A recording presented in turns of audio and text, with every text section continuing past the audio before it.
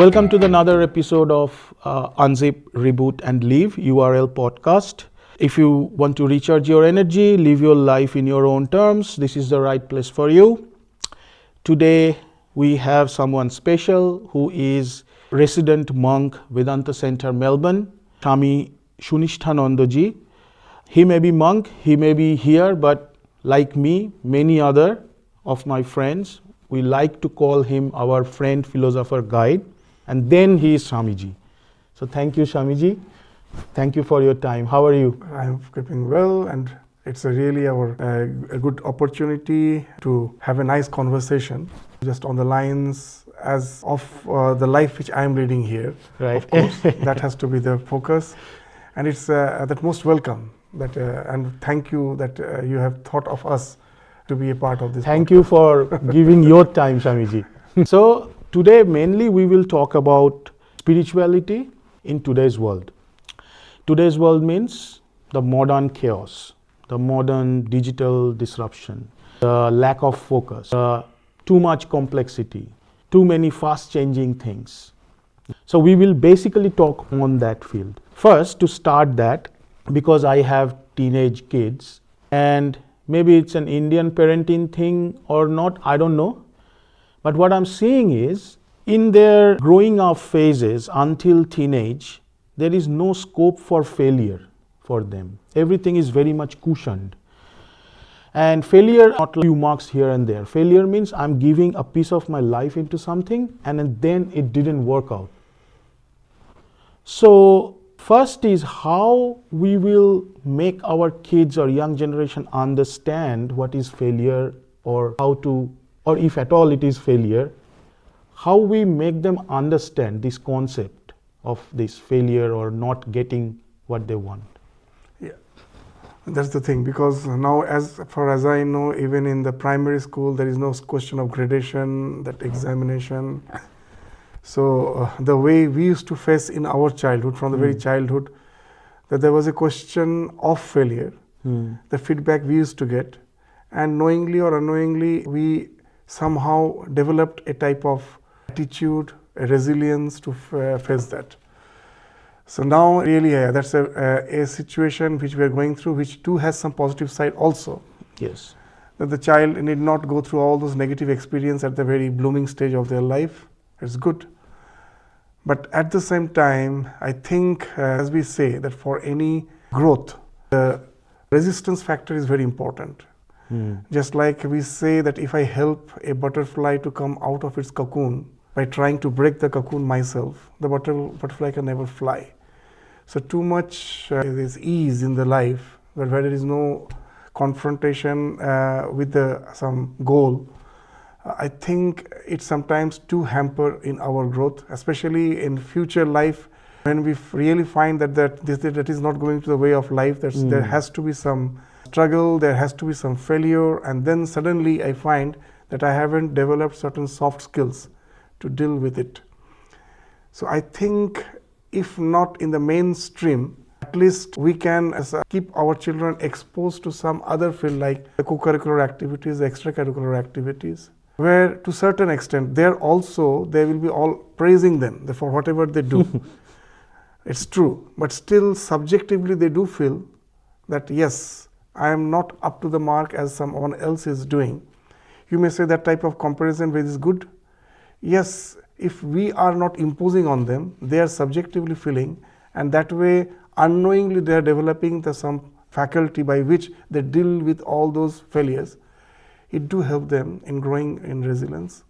So I think that way we can, as a parent, apart from the school education, try to expose them in some extracurricular activities where to certain extent that question of competition is there, question of gradation is there, and the child knowingly or unknowingly understands that yes, that I am not performing the way I'm supposed to perform, I can just improve, and that can be taken as in a different way, that it is a way of learning. It's not that as I'm not performing better than others, so I have to, that self-criticism shouldn't come.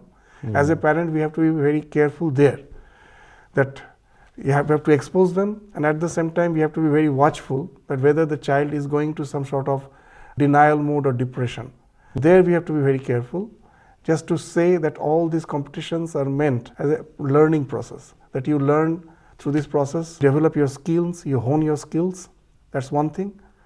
And another thing we learn resilience, that life is not going to be all good, because however skills we may develop, another thing is there, that everything doesn't depend on my skills. Even the one who is judging me, he has his own standards. Mm-hmm. My performance, I am performing from my own standards, and he is judging from another standard, I don't know. And though I may be doing something excellent, if someone else would have been the judge, then most probably the evaluation would have been different. So everything is not in my hand. It reminds me of a nice story of Sri Ramakrishna, a parable. He used to speak of these two farmers. That one is a traditional farmer.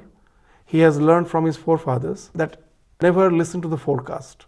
In a particular time of the year, you are supposed to plow your land, you plow the land. The other farmer, he actually is not a traditional farmer. He has taken to the farming, so he doesn't have any such, this wisdom from the past. He just listens to the forecast that there is not going to be any rain this year, so he doesn't plow the land. Now the forecast proves to be not true, it's false. And then suddenly there is a tremendous downpour. Now who is going to get the benefit? The one who has plowed the land, isn't it? So when the downpour will be there, I don't know. When the rain is going to be there, I don't know. It is unpredictable. But if I have not done my part, I am not going to get the benefit. So in life, competitions will be there. We have to face competitions. Failure will be there. That doesn't mean that I am not up to the mark. That most probably the other factors which do have to come into the picture to really build the story of success, that didn't contribute to my skills. I have my skills, I'm developing. So this type of resilience has to grow, and for that, I think the parent has a great role to play in helping the children develop that type of attitude. That will expose them to various some other sort of competitions. Yes. And there be watchful whether they are taking it properly or not. If they are not taking it properly, if you find they're developing a sort of dejection, they're too much judging themselves, I think that's the time as a parent we have to give them a different paradigm, a different orientation, so that they can deal with those situations in a much better way. That's how they develop the resilience, and that's what the soft skills speak of. The hard skills are the degrees and qualifications, but the soft skills are more important in life. They actually contribute to the 80% of our progress in life, in any field, academic or in your profession. Unless we have soft skills, the hard skills won't help much. I think there as a parent, we have a role to play. Expose them, keep a watch, and give the necessary feedback so that they can come over it. All right. Another thing in today's generation, specifically because of the social media, is peer pressure or keeping up with the Jones. That means before it used to be a comparison with my neighbor next door. Now it's a comparison with me versus someone in US, someone in Hollywood or something like that. So this peer pressure, this society comparison, it's like going to the roof. How to unattach to that, or how to be normal in those situations, because kids are actually going rapidly into it. Yeah. So I think where we have to tell them another story, that everyone has his own time zone, is a very important thing. That you will listen to many stories, just like the one who started the KFC. In his 60s, at the age of 60, 65, he was just an ordinary person struggling with life, and suddenly that all the prosperity and all the success in life came at the age of 60. So if I really compare myself with others, sitting here thinking I am not just at par with the others of my age, maybe it's not true in a way, because we all have our own time zone, we have our own period to develop. The most important thing is that yes, those things are there to give me an idea of how much we can achieve. That's good. But I will do it at my own pace, and my competitor is me. They give me some landmarks. They give an idea that yes, that so many things I thought is not possible. When I see the spelling bee, the way a small child is pronounced, even I cannot spell that way. But at least I have an idea that is possible, that is not impossible. Well, now let me consider myself with my faculties. Well and good, I appreciate that, but I need not have to be him or her. I am what I am. I cannot jump out of myself. I'm quite happy with that. It's not that I have to be always judging myself. I'm quite happy with what faculties I have. Let me try to just always, that every day I will set a small steps I will keep for me. Just at the same time I cannot jump to the roof. Let me just keep a goal which I can achieve. And let me try to challenge myself and achieve that goal. Go to the next step. So that's what that Swami Vivekananda very nicely used to say, that once the goal you have fixed, now you need not look at the goal. Look at each and every step. It is a means which will automatically take you to the goal. So give more importance to the means than to the ultimate goal. So that in our life constantly we do that mistake. We are so much thinking of the goal that every day the means, that every step we have to take, we forget about it. We go into a state of despair, thinking too much of the highest goal we have to achieve. You fix it, but after that forget about it. Now give more importance to each and every step. Challenge yourself, no one else, and try to make yourself the criteria, that you fix your own criteria and try to just win over that in small steps. Right. I think that's more important. Now, if that goal is little bit bigger or as much as can be bigger than just personal pursuit, that type of bigger goal, will that give little bit of a less pressure or doesn't matter? Sometimes we need time to evolve. There's a nice slok in Sanskrit. There's, if we try to divide the entire process of learning into 4 phases, 4 categories, 4 better phases, not categories. So the sloka goes this way, that Acharyat Padam Adhyet, that 1/4 of our learning comes from the teacher, whoever it may be, the parents or the school teacher or the society or in the present day your internet, the social media, whatever it may be. The 1/4 comes from that as Acharya, this teaching. Acharyat Padam Adhyet, Padam Shishya Samedhaya. Another 1/4 is our own intellect contributes to that. Another 1/4, the way we comprehend the things, another 1/4. The next 1/4 that is also very important, that speaks of the peer groups, discussion among our own these peer groups, consultations. That's Padam Sa Brahmacharibhyah. Brahmachari means the students. So teacher comes, teach something, all the students understand as per their intellectual faculty is concerned. Some understand something, some other portion well, and now the teacher has left the classroom, and now we encourage them to have some group discussion. You will find through that discussion that so many things which I haven't understood, the other student helps me, and what I haven't understood, someone else is helping me. So that way, through all discussion, group discussion, another 1/4 is covered. Still 1/4 is left. That is interesting. This padam, last padam, is kala kramenacha. No one can teach me. I have to get seasoned with the experiences of life, and time alone can teach me. So in life, for most of us it happens that what I dream to be in future today, in future it may prove to be a daydream. It may prove. But there is no harm in it. But because at present I am so serious about it, I think it is possible. Only in retrospect I may feel that was not actually something which was achievable by me for various factors, not only my skills, for so many other factors. But I need not repent. It's quite good to have that type of goal and proceed in life. And Swami Vivekananda is saying a very interesting thing, that what in life we all think from our childhood, the parents say that develop the faculty of concentration. Be focused to the thing in which you think is going to help you to reach the goal. It's good. But when you know that it is taking you nowhere, there you should develop the faculty to detach from it. That no one says us. And that is very important. When I find that it is not, that we get so much attached to it, that as Ramakrishna used to say very nicely, that a camel feeds on the thorny bushes, it bleeds, but it will go on eating on the thorny bushes only. So the idea is that when we understand that something is not yielding result, it makes us bleed, but still our obsession doesn't allow us to leave it. So we should develop that faculty. Yes, There is no harm. I've tried. I thought it is going to give me some result.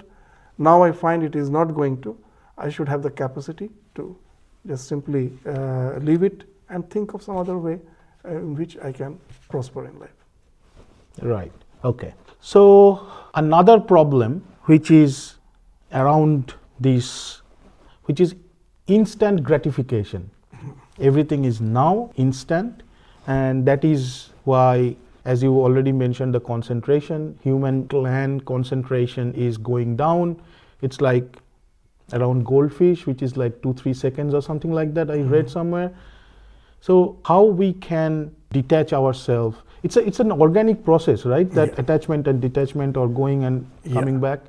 So how that instant gratification we can be a little bit out of it? So here, for this instant gratification thing, I will say the entire present global scenario has played some villainous role.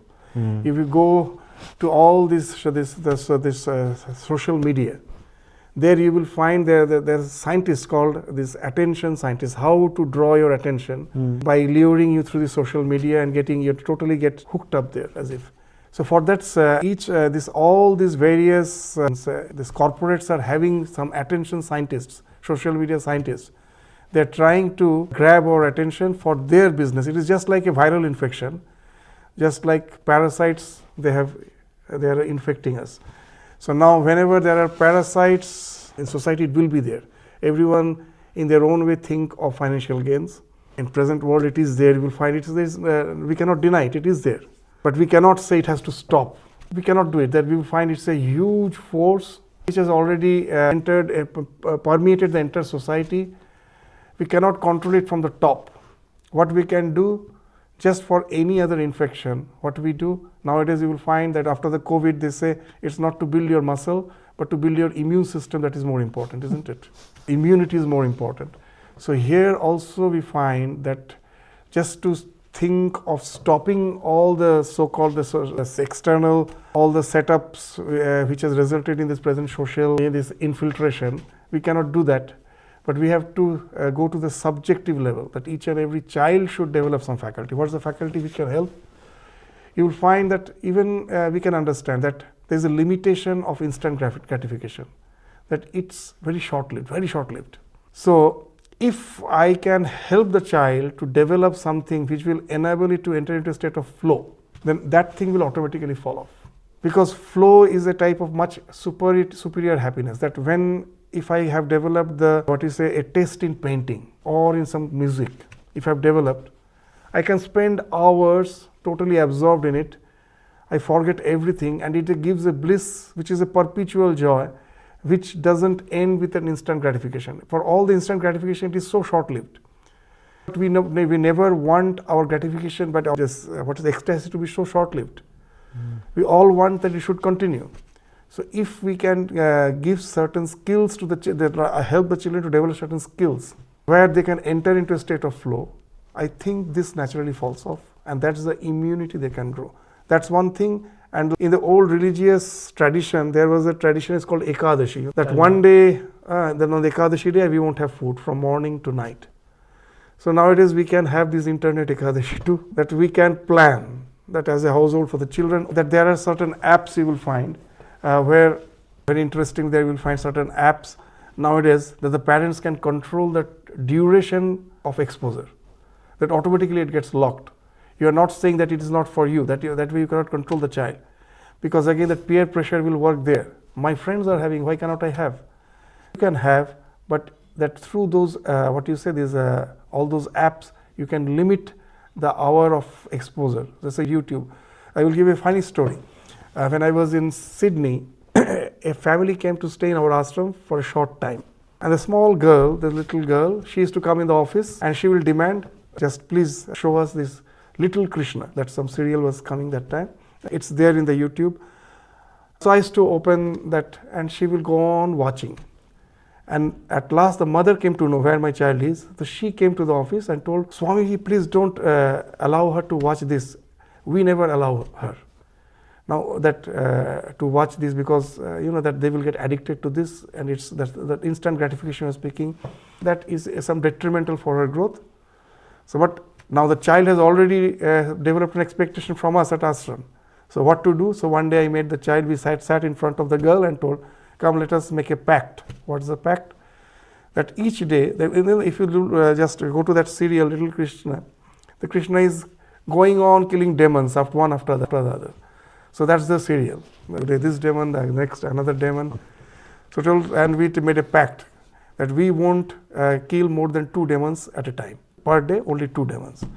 And now she understood very well. The moment the second, then she will watch, in fear, she will be just, you can see that she is having that horripilation, shivering. But her eyes are totally fixed on that screen. But when the second demon has been killed, you just have to say, 2 demons has been killed. And it worked wonderfully. She immediately said, okay, yes, fact, you can close it. So this type of, I think, criteria you can fix for the child. That exposure, because entertainment is also required, but it should have some this time limitations. You do it and then you can come back. So this type of restriction also has to be built up, and along with that something, as we were saying, that flow. These 2 things should go with side by side, by which I think we can tackle to a great extent this problem of instant gratification through social media. Right. Now again, another problem is a lot of fake news are happening. Because of AI and all these things, it's just bombarded. I'm not talking about fake news, but definitely there are some things in life which are real, some things which are superficial, which is like frill to us, something which is not adding any value to our well-being or learning or growth or anything like that. So how we can internalize it, that this is good for me, this is not that good for me.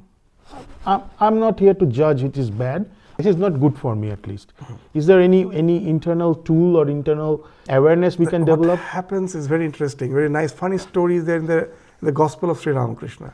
That nowadays, in those days, it was only the newspaper, that's media. Other than that, there was no as such this internet or anything. But in those days, Sri Ramakrishna already felt that how we get influenced by the so-called something printed in the newspaper. In those days, that was the only thing. He's saying a funny story that a man just was passing by a road and he saw a building collapsing. Suddenly it collapsed. Most probably its foundation was weak, it collapsed. So he came and a group of people were having just tea, they were just gossiping. And he came and just mentioned, I was coming and the building collapsed. And this also men, when having tea, they were also just having the newspaper. So immediately they started searching in the newspaper. There was no news of the building collapsing. They said, no news of the building collapse for the falling, so it cannot be true. Well, I have seen with my own eyes, well, no, it cannot be true, unless and until it is in the newspaper. So that's how we find the present day social media also. For the child, what he sees in the screen, he takes it to be true. So here, as our parents, I think it's a big role to explain them this thing, that what in the screen need not be true. Even you can create a YouTube channel and you can just upload whatever you want. And others, when it's seeing it, just the way you are feeling everything is true, he also or she will be feeling it true.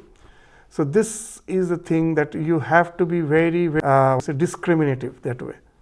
And that's why that all channels I should be viewing, there I should have a discretion.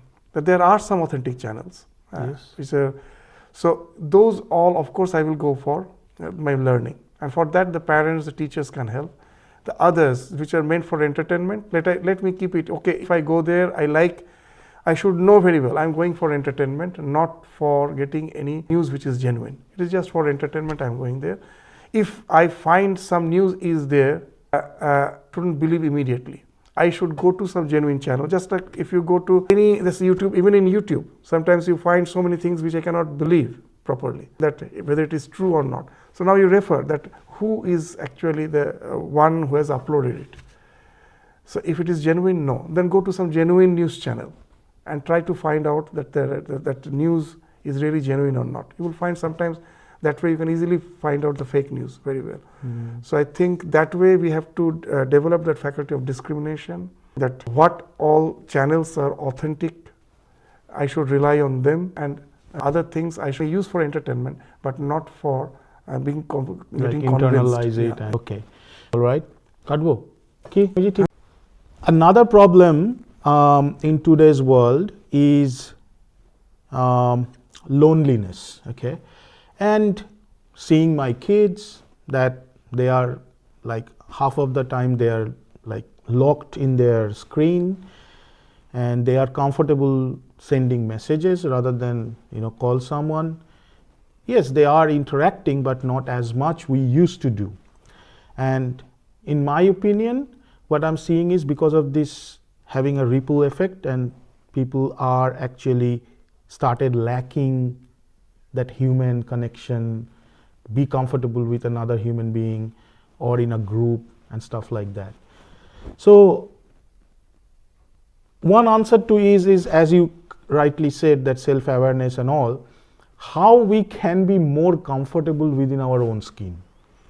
Yeah, that's the thing. Actually, very interesting that we feel that we are more, what you say, integrated when as a being, social being.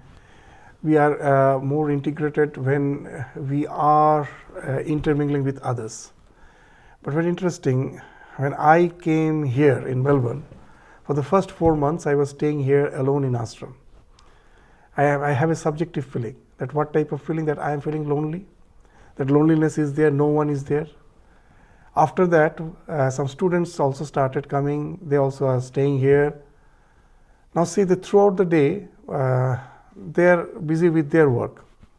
They are going to the uni, or even when they are here, they are in their room, busy with their studies. I am in my room, but I don't feel lonely. I don't feel I am alone, though I am not interacting with anyone. So this, even at your home, you will find the same thing. So this actually speaks of a very interesting thing. This feeling of loneliness is something very subjective. It actually doesn't have to do with the person with whom I am constantly interacting. Even if I am not interacting, he is somewhere near, it gives me a feeling that there is someone. And that gives a total different feeling. I feel, even for the children, you will find that they feel that I am in my security zone. Even for us, if someone is near, I am in my security zone, in my comfort zone. So this thing speaks of, to a certain extent, as we always deal with the spiritual dimension of our existence, that from that why to have some belief in God or whatever it may be, it really gives a sense of belonging even if someone is not there. It's a very interesting thing. I still remember, I will just say that in our centers, in most of our centers in the foreign countries, if sometimes they come, they will be visiting Belur Math in India, and I was a brahmachari that time in Belur Math. So I asked one of the Swami who was visiting from states. I asked Swamiji, how many Swamis are there? How many people? How many members are there in your ashram? Bole 4. Bole, who all are there? Bole, myself and Thakur Ma Swamiji. So, so to feel that the deities are not just the pictures; they are a living presence in our life. That way we will find that the spirituality nowadays has become a taboo in the society. We don't speak of it. But there are so many positivities in it which we are missing out. That just by having a simple faith, whether God is or is not, I forget about that thing. But it has programmed that person in such a way that it is helping him in having a sense of belonging, even if so-called anything which is perceived by the senses is not there.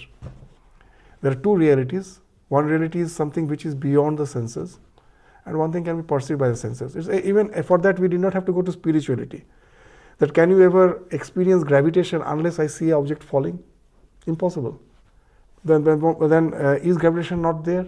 It's always there. Only I experience it when an object is falling. Can I see light? I cannot see light unless it is illuminating something. Then is light not there? It's there. But when it illumines, then only I am aware of its existence, isn't it?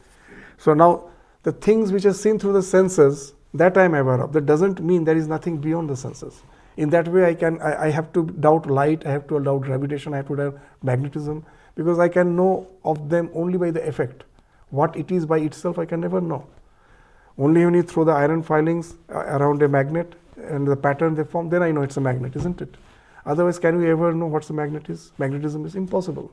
By its effect, only we can understand. So here also, so many things I can perceive through the senses. I believe that only to be true. And that's how our so-called modern world is. But there are so many things we are beyond the perception that also can be a reality. But let us forget about that, what we are saying.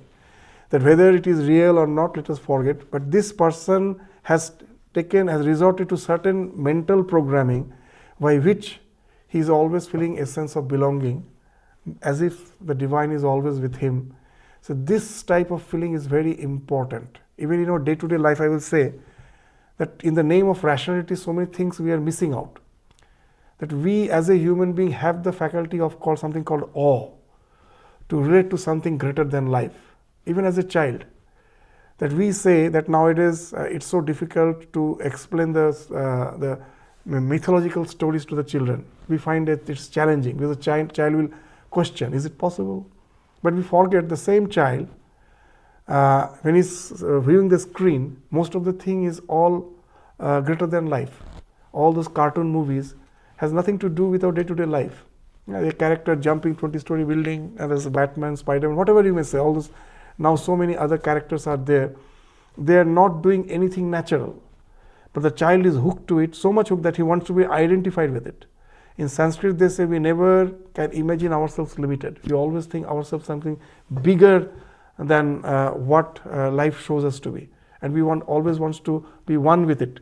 That's why the child will be preferring to wear that vest with that big S and all those. Why they want to get identified with that. So this faculty of awe.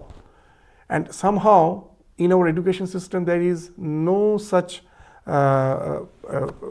this scope to develop that faculty of awe.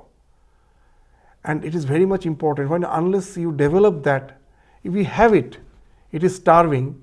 And when you are starving, it will find satisfaction in some way which is not very desirable. I will give two examples, funny example. Swami Vivekananda was speaking of Vedanta in the West, that everything is Brahman, Atman, all those things he was speaking. And someone stood up from the audience and told, Swamiji, you are saying that we are all Atman, you are consciousness, but in practice we know you worship idols, you are all idol worshippers. And Swamiji started having a very mischievous smile. He just stopped his talk, went near that person and told, why, you also worship idols? And they were surprised. Well, how come? I never worship idols. Well, see. Why? Then he was a young boy, he told, why? Don't you kneel down in front of a young girl and say, you are an angel? See, she's a lady of flesh and bones. But because when you go to that state of puberty, what happens? You will find that your awe faculty has started working. In an ordinary human, you start seeing something that as if she's an angel. Please feel? So what happens? As I have not nurtured my awe faculty in a very creative way, it may find expression in only some sort of infatuation. It may find expression. Or nowadays it's more devastating. It finds expression in another way. That you can easily convince a person that my religion alone is true, everything is false. And by killing the infidels, you go to heaven. See, here also that awe faculty is working. You go to heaven, infinite life. There's nothing that limits your sense of pleasure. You get that. So something beyond the limitations, you are getting there. So this awe faculty, which I can never stifle, it will find expression, either as infatuation or in some destructive mode. All the political propaganda, ideologies, you'll find behind that, knowingly or unknowingly, this awe faculty is working. But in our education system, there is no way where we can nourish that awe faculty in a very positive way. I think that is a thing which we all have to think. That in the old days, all these Puranic stories were doing that. With that, the awe faculty was nurtured in a positive way, and that helped us to get rid of so many distractions by helping to program our mind. This all religious practices, what actually speaks of? It's a basic need of humanity. That whether God is or is not, I'm not going there. But we as a human cannot be satisfied just with what I am. Always I think I have to be something greater than that. And I think the basic of spirituality is there. And unless I nurture that faculty in a positive way, it will take some diverted perverted direction, and which not only is a detrimental factor for the subject, for a person, but also in turn for the entire society also. So is growing this faculty of awe in a positive way, in whatever way it may be, is very important. I think that can help us. Right. And because we are talking about this awe faculty, okay, from loneliness we gone there. Yeah. Is it different for men and women? Because like the reason I'm asking, Yeah. in a normal world, men, we are not very good at expressing our emotions. Yeah. Female, they are good at. Yeah. Okay. So, and there are a lot of men loneliness problem are happening, and especially the world we are coming, patriarchy is too much there. So is there any other like different way or this not? difference something which we cannot deny. Even its scientific studies show that even as a small child you will find that the language brain of the female, of the girls, Sorry. okay, Yep. That's fine. is more developed. That's biologically it is proven that their language brain is very strong. Even a small girl you will find very quickly picking up vocabularies, speaking in a very fluent way, and the boy seems to be dumb, but he has another faculty, analytical faculty somehow we find in the boys is very strong. So maybe in mathematics he is a bit better. I'm not that way discriminating, but there is some difference we cannot deny between a male and female. There are a lot of similarities, but there are some difference in the male and the female that we accept. So in the superficial level, yes, the boys and the girls do have their own challenges, but as we always deal with the spiritual side, we find as we go deep, that distinction totally vanishes. It's not there. So that even that Swami Vivekananda constantly used to say that the distinction of male female is just the outward appearance. Inwardly, we are all that. When I feel I, that sense of that consciousness, that awareness is something common for all of us. There is no difference. The more we are concentrating on that, that awareness from where everything else has evolved, there we are more one. Just in a circle, I used to give a very nice example. In a circle, the more you go towards the circumference, the more the angle, the variation is more. The more you are going towards the center, everything is getting unified, isn't it? So the more we are going to the core of our being, we find that the problems for the boy and the girl is the same. And that is, they cannot stay with themselves. That's the problem. In Sanskrit, there is a word called swasth, that is swastha. That generally we use the word, it's a very interesting word. That whenever we meet other, even in Bengali we say, Kemon achen, bhalo achen, to shastho thik ache to? Shastho. And in Hindi, swasth hona, swasth. So this shastha or swasth came from the Sanskrit word swastha. Its words are very interesting. You know what it means? One who resides in himself, swastha, swa means sthit. One who is residing in himself is swasth. So the more we can reside in ourselves, the more we are healthy. The more we need constant, others' approbation, we are unhealthy. As simple as that. And that's the faculty which we can grow. That by saying always that we are a social being, we cannot stay without society, without others. I think this itself is not a very correct way of looking at the truth. The truth is we can stay with ourselves. There is a way by which we can program ourselves by having a sense of belonging with the inner core of our being, where I do not need a help of anyone else. I found one Swami say a very interesting thing, that sometimes when we are bored, I think let me go out and be with other people, and then we start cutting jokes and try to make others happy, and we try to be a very good in conversation and try to make us happy, and sometimes we are not successful. And he says, the reason why? You were getting bored with yourself, isn't it? When you are sitting at your home, you were getting bored with yourself. So you are that person who are bored with yourself, and now you think you will go out and make others happy. How is it possible? So when you learn the art of to be happy with yourself, then you need not have to really think of any ways of making others happy. You go out, meet, spontaneously will find, because when the light is there, everything gets lighted when lamp is there. So automatically others will get lighted.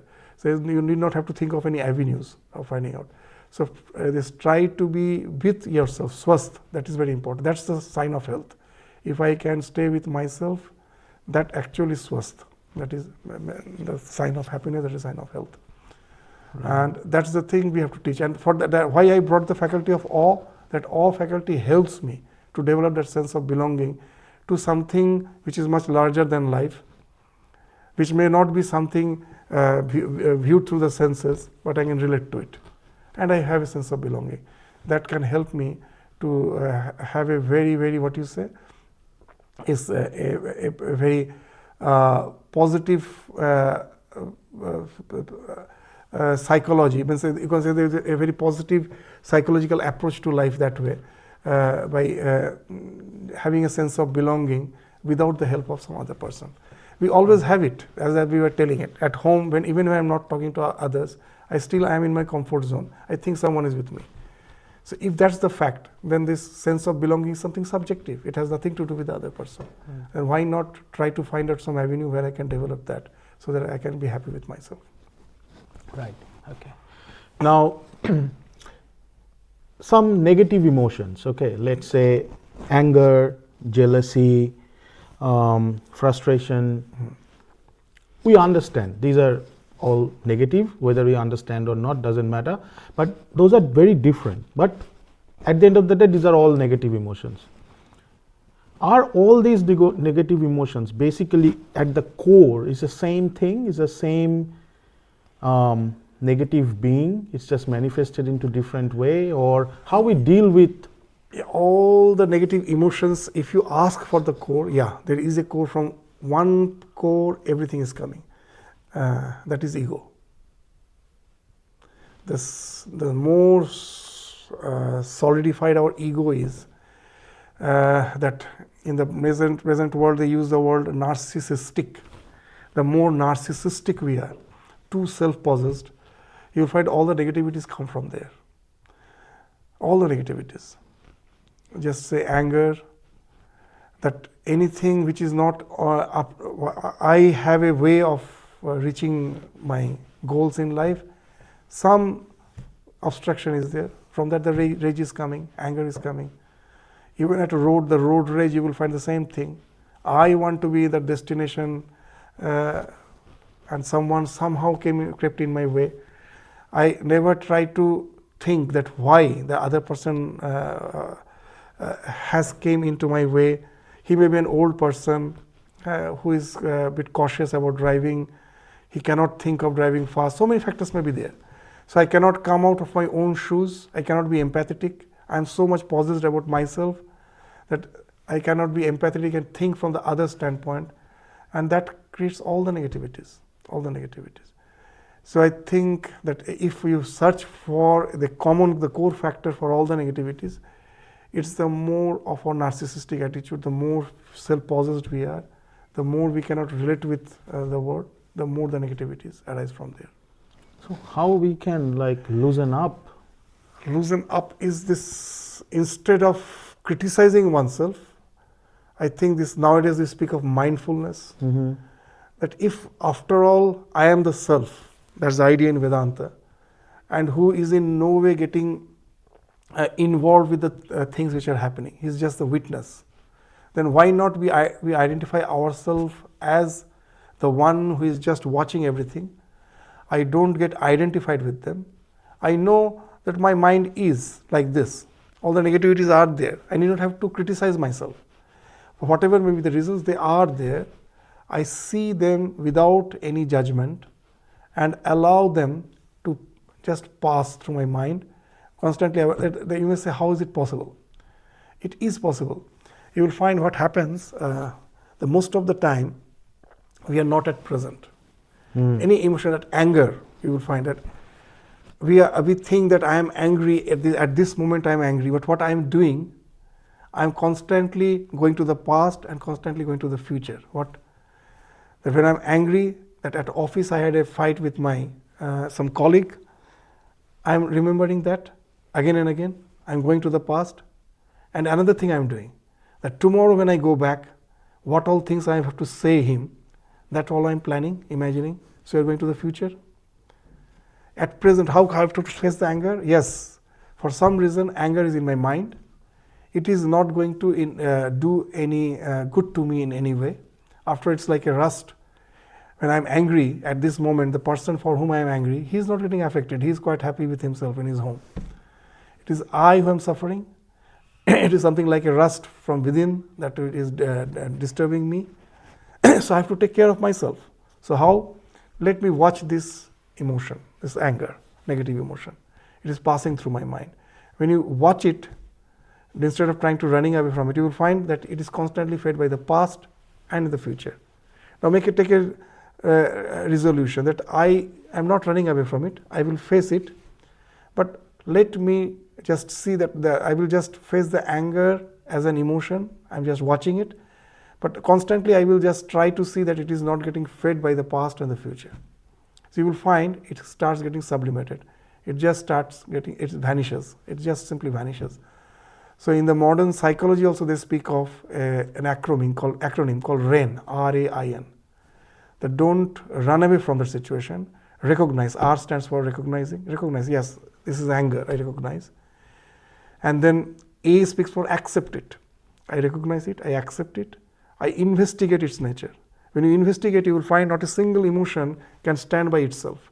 It has constantly to be fed by the past and the future. And in our life, if I am in the present moment, 90% of the time I am happy. I am supposed to be happy. What has happened in my office, that has happened. It is past. Now I am quite happy at home. I am supposed to relax here. Why should I simply delve which has already happened? It has already happened. And why should I simply waste my time by thinking of something in future which is not going to really help me by solving the problem? I think it will make others also feel that he is a short-tempered person, unnecessarily getting angry. So be in the present moment, where in our life you will find 90% of our present moment is quite happy. All our suffering is either of the past or of the future. Constantly that we are doing. So dwell in the present and say to anger that I am not trying to get rid of you, be with me. But I won't allow you to be associated, get associated with the past or with the future. So that last N speaks for negation, that you negate that. And then you will find the anger cannot stay by itself. It starts falling off. Right. So this constant self-introspection is very important. And nowadays in modern psychology they speak of CBT, this cognitive behavioral therapy. That each and every negative emotion has its as a contending positive emotion. Anger has empathy. And not a single negative emotion is by itself. There is something to contend it. In Yoga Sutra they call it Pratipaksha Bhavana. There is some contending factor. And that actually speaks of the CBT. There is a very nice sutra in Patanjali Yoga Sutra. What do they say? That you have to develop consciously you have to develop 4 types of attitudes in 4 different circumstances of life. What are they? Maitri, Karuna, Mudita, Upeksha. These are the 4 character behavioral traits you have to develop for Sukha, Dukkha, Punya, Apunya. The sutra, and then the sutra is like the Maitri, Karuna, Mudita, Upeksha, Nam, Sukha, Dukkha, Punya, Apunya, Vishayanam, Bhavanata, Chitta Prasadana. If you want tranquility of your Chitta Prasada, means tranquility of your Chitta, these 4 you have to practice. What? That when you see Sukha, happiness in others, relate through friendship. You may say, that's what I do. But you will find it's only when my near and dear ones are happy, I do relate with happiness. But if someone I'm a bit inimical towards someone, that gives a sense of rancor, jealousy. I never like that she should be happy. So here consciously I have to practice that happiness. Whoever it may be, if he is happy, I should share that joy. Dukkha, with this Maitri, Karuna, with compassion. If you see anyone suffering, have a sense of empathy. You say, that's what I have. Again, I will find it's only with my near and dear ones, with my kith and kin. With someone who is inimical towards me, I feel that's tit for tat. He deserves that. That's what I feel, isn't it? So there again he is saying you practice their karuna, empathy. And mudita. Mudita is very important in the present world. Mudita means we have a reverence for anything good. You will say, yeah, I have. Yes, you will find I belong to a particular religious group, I belong to a particular church. There, anything I see good, I immediately have a sense of reverence. I think these are all genuine. But if I see goodness in others, I feel there must be some hypocrisy. There must be some hypocrisy. There's a show off. That's what I feel.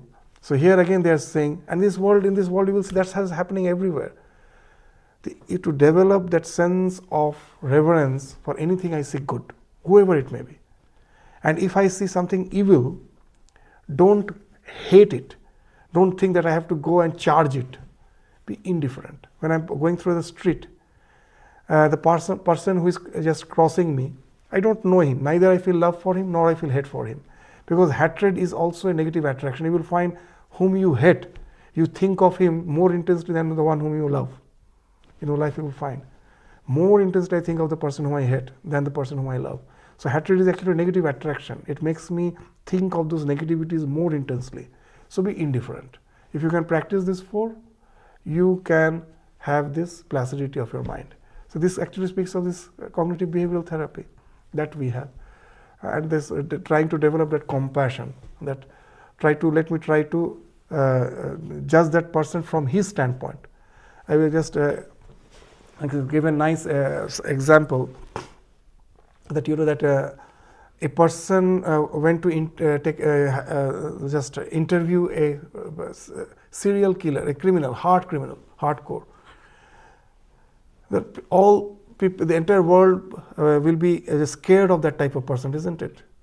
Now, when this interviewer asked him that why you have resorted to this type of character, this type of behavioral pattern, then what he told is something interesting, that as a child I was brought up in a refugee camp where all the refugees were growing up. We had a school where all the refugees used to go. And as they all came from a very volatile environment, so by nature all were a bit aggressive. So on my birthday, my father gifted with me a watch. With wearing that watch, I went to the school. Someone came and started bullying me, that give the watch or I will stab you. So I thought he's just simply joking. He doesn't mean what he's saying. So I never cared. And then he really brought out a knife and at last stabbed me on my wrist. I started bleeding profusely. I ran to my home, just left the school and ran to home, thinking that my father will apply some first aid. The father, seeing we went inside the house, I thought he most probably went to bring the first aid. But what he brought instead was another knife, gave it to me and told, stab the boy who stabbed you. So this is the environment in which I have grown. So now let us imagine myself in that situation. If I was brought up in that situation, would I have been something different? Do you think? We are all molded by our circumstances in our life. So now instead of being angry with that person, you will have a compassion that he's an unfortunate fellow. In such an environment he has grown up, and that has made what he is. So if I can keep myself in other shoes, empathetic, then I will find all the negativities I can get easily rid of. So these are the things I find that we have to culture. Right. Wow. Okay. Now I'm shifting a little bit towards, you can say, like little bit of answer towards it, like as you rightly mentioned, all these ego problem and all. We are getting more and more resourceful. Okay. More food, more comfort, more luxury, and now these robots and everything is coming, so hardly we don't know how many we have to literally do any physical work down the line.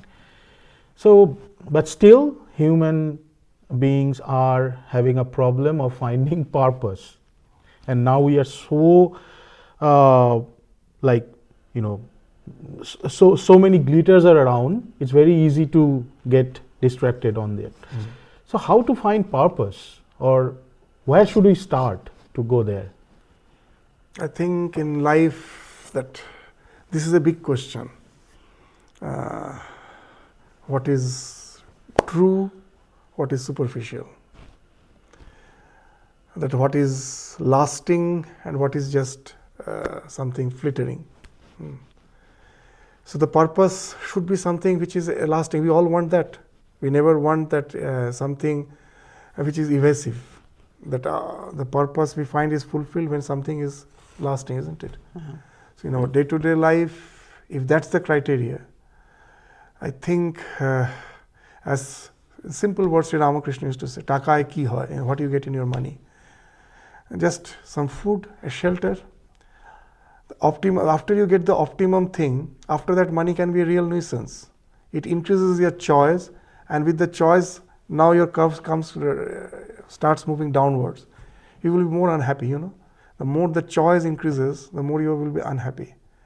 With money, that's happened. When your optimum need is fulfilled, and you have so much money, there are a lot of choices. Now I can do this, I can do that. And now your mind is constant. The only criteria for happiness is how your mind is placid.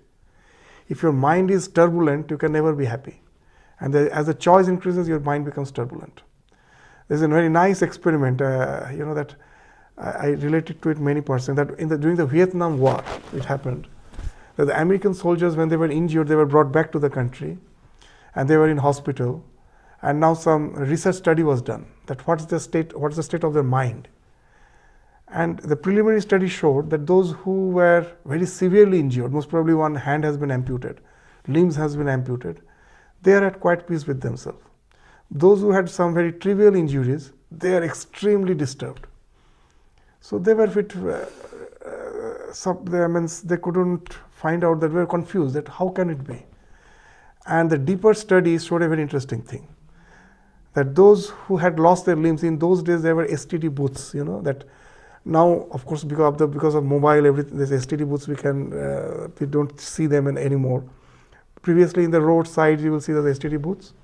In America, what they were doing at that time, the soldiers who were severely injured, so now they also need some sustenance. They were providing them these STD booths. That whatever income comes from there, with that you earn you sustain yourself. So these people had no choice. They knew, now the government will, for my sustenance, will provide something like that. And with that, he is planning. With that, the rest of my life, I will. So it's not going to be a very happy life, but he's fixed. As per his plan is concerned, he knows what is going to happen. But the other person, now he is having a lot of things in his mind. Now after 10 years war, when I go back to my house, with all my incapabilities, is my family going to accept me? The type of job which I'm going to get, is it going to satisfy me? Is it up to my skills? So these thousands of questions are there in their mind, and that is making them unhappy, a total unrest. So in the wealth also the same thing happens. Once you get the optimum, after that the wealth can be a real nuisance. It will be fine in the society. So Swami Vivekananda used to say a very interesting thing, that as a human being, nowadays we hear that word very much, that midlife crisis. That all the things which I have to attain, I have attained at certain state. And then there's a big question mark, what to do with life? So here comes that question. Even our scriptures also say that real spiritual quest comes at that time. As a human being, we cannot be satisfied just with the physical needs. We have to have some thought of some higher purpose of life, meaning of life. And unless we answer that, we can never have a sense of fulfillment. So in the present world, with all the amenities, we can think of having that half of the loaf. As Swamiji used to say very nicely, that in those days, in Swami Vivekananda's days, at that time socialism was quite prevalent. That movement started. So someone asked him about socialism, and Swamiji's reply was, I am a socialist because half a loaf is better than no loaf at all. So that your socialism ensures that in the society everyone gets at least the bare sustenance they get, that society ensures. It's very good. But you think that physical needs, once you meet the physical needs, your purpose is solved. No, then the real problem starts. What's the meaning of life? What's the purpose of life? A big vacuum comes. In Australia, the highest suicide rate is at the age of 85 plus. Death from despair. But what to do with life? Yes. when everything life has provided you, and that's the time I think that the spirituality for ages were serving our humanity. And this is the time where, with the so-called that percentage of atheism has increased. We feel that the so-called conventional religions have no role to play. But I think there has to be a comeback to a certain extent. Because without having a purpose, a higher purpose, as a human being, we cannot be sane. We become something insane. We cannot. So it's a constitutional necessity. And that's the thing, I think, which we need. In spite of all this instant gratification, Swamiji used to say very interestingly, that with all your physical, all these amenities, how much of your life is covered? Are we not spending most of the time in mind? Many things are happening, as you mentioned, that there are few things we can control, predominantly our own self, our inner core and all. So definitely many things are happening around us, which we have no control over. How we can be sane in that? I'm not asking what is God or anything like that. How we can surrender to this bigger manifestation of universe, God, divine, divinity, whatever. How can we surrender to that and, live a peaceful, pleasant, joyful life? That's a very, you can say, valid question as per the present situation is concerned. So I will just relate a nice parable of Sri Ramakrishna. I think that will give us an answer. That in our attempt to make everything straighten the circumstances, we will find that we cannot really straighten them permanently. But temporarily we can straighten them, but permanently we cannot straighten the situation. The way of the world is such as such that we cannot. But in the process, we ourselves get straightened. So the story goes like this, that a man was in search of a ghost who will do all the work for him, whatever he asks. So as you were saying, in the present day, that we almost won't have to work. The ghost is the present world with all its gadgets. So that type of ghost he wanted. So he will do all the things for him. So he went to a person who can deliver such a ghost. And this person told, I can give you, but you cannot keep it free. If you keep it free, it will come and break your neck. You have to keep it always engaged. Oh, that's easy. There's so much thing to do. So he was given such a ghost. He was delivered such a ghost. And now, whatever he asks, he does instantly. So anything he asks, instantly. Clean the house, done. Cook food, done. And then clear this jungle, done. Make a huge palace, done. And so now whatever he's saying, he's just doing it in a fraction of a second.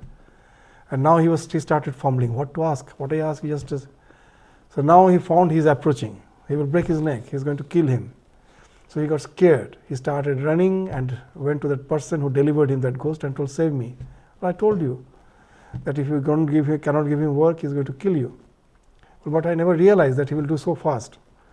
Well, then he told, okay, there is a way out. You see a dog lying there, cut its tail, and give this tail to that person, to that ghost, and say, ask him to straighten it. So now, for the first time, he saw him that he's doing something with meticulously, tries to straighten it.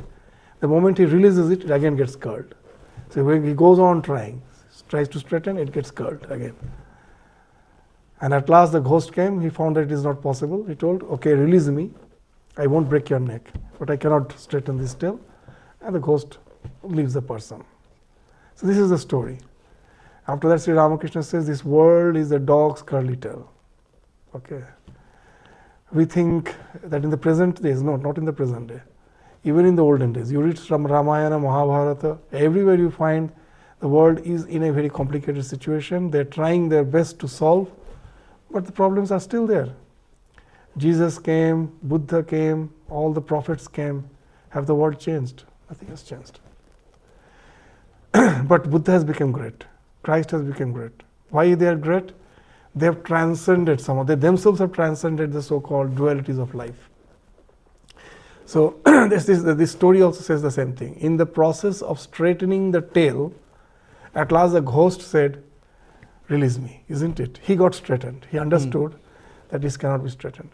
So in this life, we are all bound to have that sense of surrender. But you may say, why not have it now itself? That if I know that after all, all these things are of no avail, at the prime of my youth, I may surrender everything and say, now let me sit. But you cannot do that. You have to go through that process of what you say, trying to straighten the tail till you find I cannot, and then you get straightened. You say, so this is important. This has to be, we have to go through that. And then only that surrender comes. So Sri Ramakrishna, there was another interesting story that the surrender is something which is not something, a matter of just a few words. It is a realization. You say I surrender and everything is surrendered, it can never happen that way. It is a realization that has to come through the experience of life. And with this parable, I will just conclude, like you can say if you want that, that is very nice a parable, that a bird was sitting in the mast of a ship. And the ship was in the deep waters of the ocean. And now the bird felt like going to the shore. It flew to the east, couldn't get any shore there. Came back, rested for a while in the mast, went to the west, couldn't get any shore. Went to the north, to the south, in all directions, couldn't get any shore. At last came and sat on the mast with the resignation, let the ship take me where it takes. Okay. So all our endeavors are at last just for getting the wings tired. Okay. Wow. But till the wings get tired, the surrender won't come. So we have to get the wings tired, and then that sense of surrender will come. So it's a process of evolution. Wow. Okay. Thank you, Swamiji. Thank you for this nice conversation. As you have seen, we will learn so many things from Swamiji, and in our coming episodes, we will also learn many things. Thank you, Swamiji. Thank you for your time. Most welcome. I also enjoyed this conversation. Thank you.